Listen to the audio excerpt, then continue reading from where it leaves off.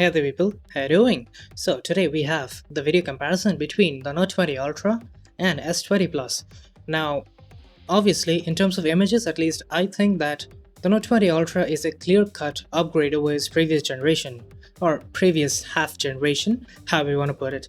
But in terms of videos, it may or may not be that much of an upgrade.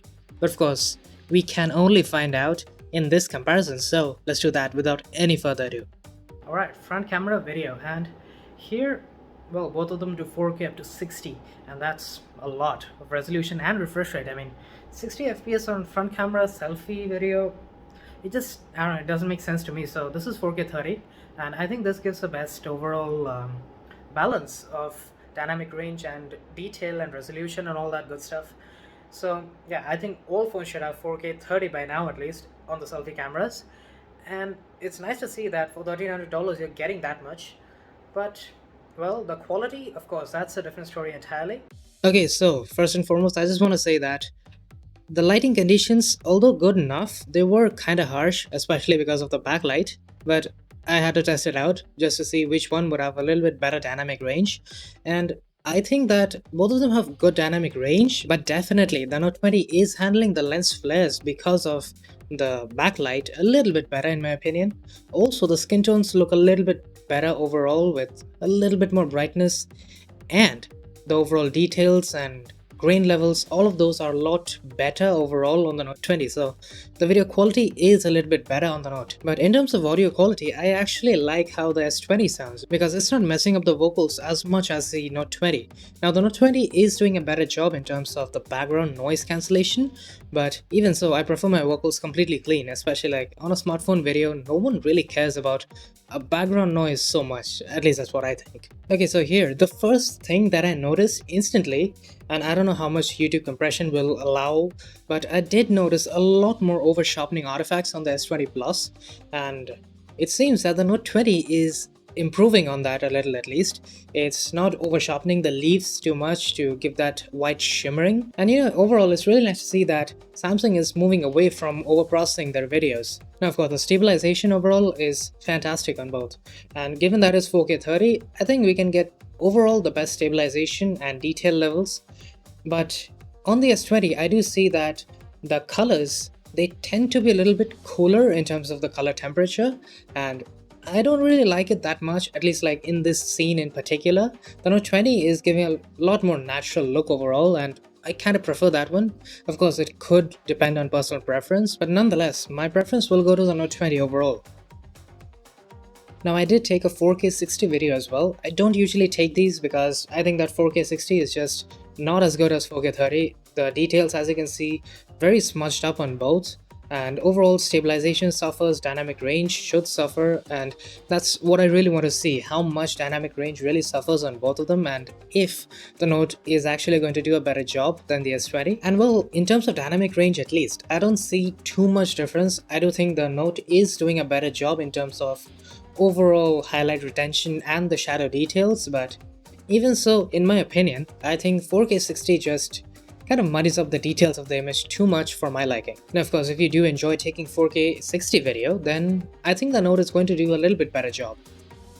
And now we have the super steady video on both, and as you'd expect, the stabilization is just freakishly good. I mean, it's crazy how good it is. But there are many drawbacks to this, and first and foremost, you can see the S20 looks very over sharpened. The Note 20 not as over sharpened, but the details are just lacking altogether. And I know it's 1080p 30, but even so, like even for 1080p video, it's very muddy and there are some artifacts, and overall the video quality is really not going to be up to the mark if that's something you're really looking for. Stabilization though, man, it's fantastic. Now this is 8K video, and I wanted to show this in particular because the Note 20 has a laser autofocus sensor, and that does wonders in terms of overall autofocusing. And here, as you can see, the 8K video on the S20 Plus, it's not really that good overall. The autofocusing in particular is just horrible in my opinion, and it really renders the 8K video almost useless because unless you can focus on the subject, you won't really be seeing any details of 8K. The Note 20 on the other hand, it does a fantastic job overall, and even for 8K video, given that how processing heavy it is, the Note 20 is doing a fantastic job in my opinion. Now for this ultrawide video, I can spot two things here. Firstly, the Note 20 is definitely giving us a little bit better dynamic range, especially in the highlights in the clouds over there, but it is also not able to remove that lens flare as well. Maybe it could be because of the positioning of the camera, but nonetheless, the lens flare is a lot more drastic as you can see on the Note 20. But again, the dynamic range definitely better on the Note. And once again, the lower contrast and slightly more natural looking colors overall, it really gives the Note I would say a little bit of a pristine look in my opinion. Now moving indoors, and first and foremost, I just want to say this is a very well lit situation and Valentine looks amazing on both. I mean, there's no other way to say it.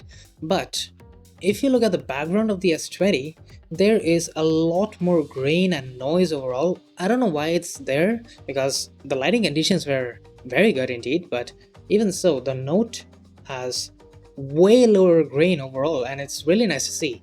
And possibly it could be because of the larger sensor on the Note 20, but even so, the S20 Plus really not doing that well of a job in terms of removing the background noise. Now we have 8K indoors video, and yeah, really, 8K indoors is not really ideal in my opinion, because 8K video really requires some ideal conditions, otherwise you're gonna get a lot of grain and noise overall, and the details might end up getting smudged up a little. As you can see, the Note 20 once again way better focusing overall.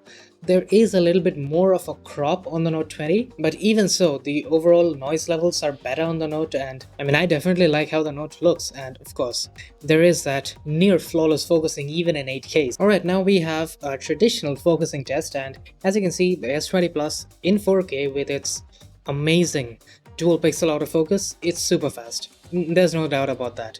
It is one of the fastest focusing sensors out there, or maybe it was, because it would appear that the Note 20 Ultra with its laser autofocus system, at least in 4K, it is most definitely faster in focusing and overall a lot more accurate than the S20 Plus even.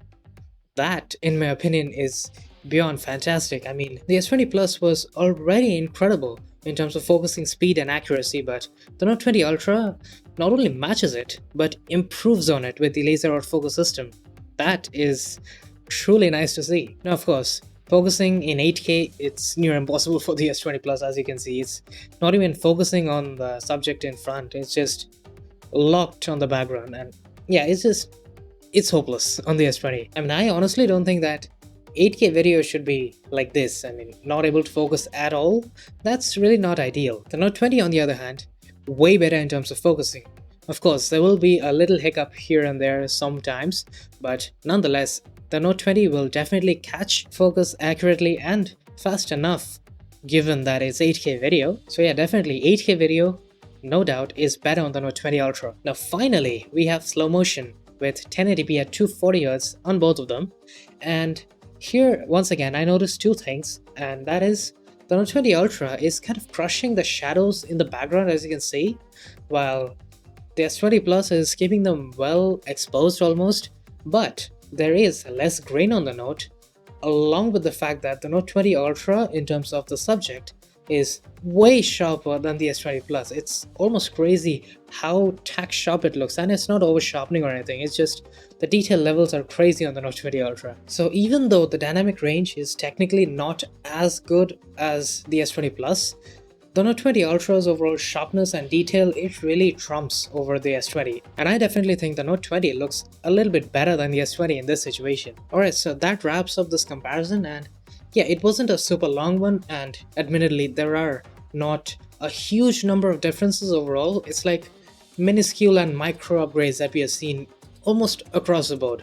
Like for example, the overall less over sharpening, the slightly lowered contrast which gives it a lot more natural look. There's also the slightly better color temperature balance on the Note 20 Ultra, and yeah, I think it is an upgrade over the S20, but just not a huge one. I mean, sure, you can get the S20 and its video quality will be more than adequate, but the Note 20, in my opinion, just coupling it with the photos and the videos, overall the cameras are, in my opinion, almost a huge leap over the S20 Plus. It's like the S20 Ultra's camera but $100 cheaper and miles better. So yeah, you are going to get a slightly better deal in terms of cameras when it comes to the camera differences between the Note 20 and S20 series.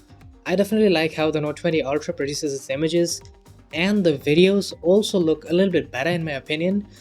So yeah, overall, I think the Note 20 Ultra is amazing in terms of cameras. And of course, how it compares to other phones like particularly the iPhone 12 that's upcoming, that's going to be one hell of a comparison in my opinion. And yeah, when that time comes, we'll know which is truly better.